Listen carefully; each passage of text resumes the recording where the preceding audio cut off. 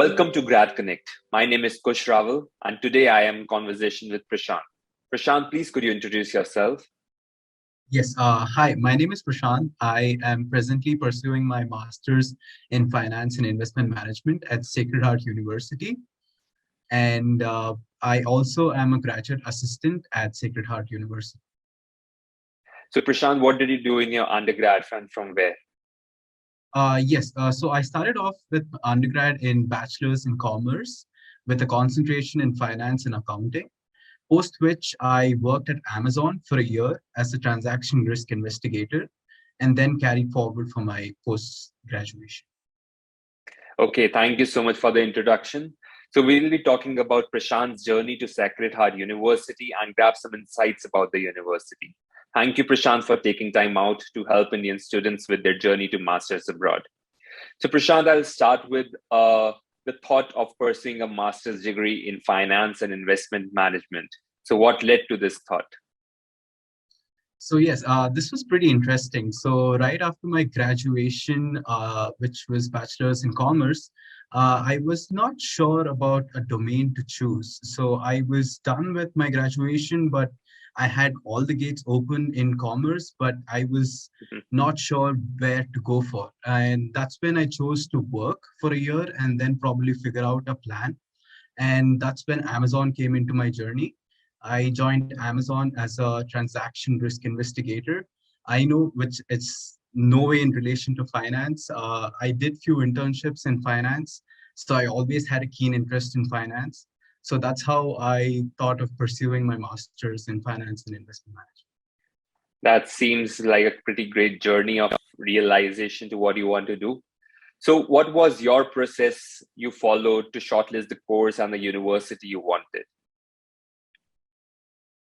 So yes, this course, as I said, I already had done few internships in finance, and accounting was just not my cup of tea. And to shortlist universities, I had two things in mind, which was quality of education as well as tuition fees.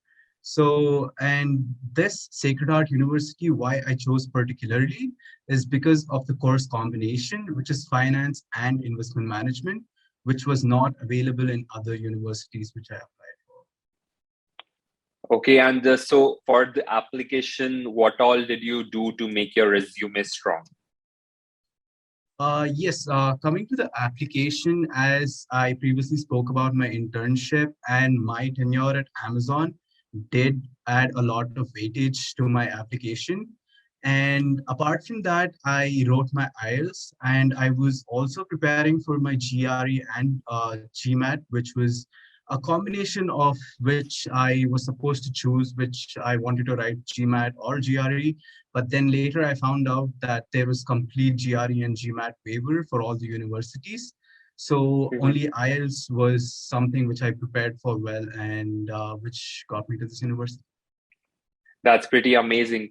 So like after the shortlisting, you might have had like 4 or 5 universities. So what motivated you to choose Sacred Heart University above all? Coming back to the same point, so two things which I kept in mind was quality of education as well as tuition fees. So tuition fees was my second priority, but not something that I could just let go. So I applied for 4 universities in particular, but I got into all these universities. And with the course combination, which was in Sacred Heart, which was finance and investment management, as well as the tuition fees. So this is what which attracted me towards Sacred. Okay, so that's the factor you chose towards the selection. What was the application process like for getting into Sacred Heart University? Yes, as far as I remember, we had to submit an SOP, which is statement of purpose, which is related how your keen interest in finance and investment management would be. And also, you will also have to get an IELTS score of 6.5 and above, if I'm not wrong. Okay. And that's about it. Yes, that's about it. And for like the admissions, did you get any scholarship? And if yes, how did you apply for it? Is there any procedure for it? Yes, so Sacred Heart University does not provide any scholarships, but they Okay. do have graduate assistantship in the university, which I applied for recently, and presently I just got into a graduate assistant position. That's great. That's amazing. So, like, just going into your journey in the university. So, how diverse is your batch, and what background do other students have? Yes, coming to the university and its diversity, it's very much diverse, and there is acceptance of all the people around the world. It's not just Indians. There are people from China. There are people from Africa and other parts of the country as well.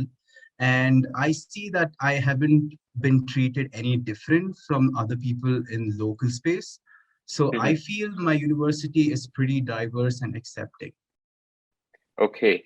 And considering the teaching methodology, how different is it from India, and how are the professors?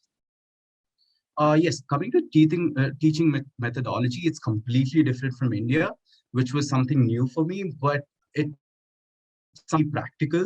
It's not based upon something which happens in an Indian classroom, which is more of memorization. But when Right. you come to a US classroom, it's more of practical oriented stuff or on the Mhm. job skills, that how I would name it. And the professors are amazing and they have good experience, and we have quality professors such as for my first trimester had a professor who was a CFO of one of the healthcare industries. So it's pretty interesting as well as good in networking. And how intense is the course? Like, what is the curriculum and grading like? Yes, so if there is a fondness for finance, I would say my course is you'll be in love with it, and you're not gonna find it any difficult. And with any course in that matter in Sacred Heart University, if there is something that you would like in that course, you would Mhm. love the journey. It's not difficult at all. Okay. And can you throw some light on the recruitment journey? Which companies or fields do students generally go into, and what is the average salary expectations? Like, you haven't started that journey yet, but if you have like been in touch with some people regarding that, so a few insights about that. Yes, so I've been in touch with few alumni from my university, and few of them are in very good positions, such as Bloomberg and JP Morgan, Morgan Stanley, and few other basic companies as well. And the basic pay I'm not sure of, but as on the website, it says that the basic pay starts from $75,000 a year, but don't quote me on that. Okay. So, coming to the study life balance, so some students like feel from India that they'll just go out and enjoy themselves. So, how is the study life balance? How do you maintain it? And is there just studies, or is there life too also? So there is a good study life balance, but the main agenda of us going to a university is to get a master's degree. So if you're in mind of fun, I would say there is a lot of fun in the university, such as there is sports and other engagement, which takes place almost every week. Mhm. And apart from that, it's very simple to manage your time. If you're on time with your assignments, on time with your project, it's going to be a smooth journey, I would say. That's pretty amazing. And are you able to manage a part-time job? You told me about it, like you are a graduate assistant. So, is it like comfortable managing it? Yes, I haven't started yet on job, but Okay. I've had people who I asked them about, and the graduate assistant is just 20 hours a week. So in a week, you give it's 4 days and 4 hours a day, which is tiring or it's easily Mhm. manageable. It all depends on time management, I would say. Okay.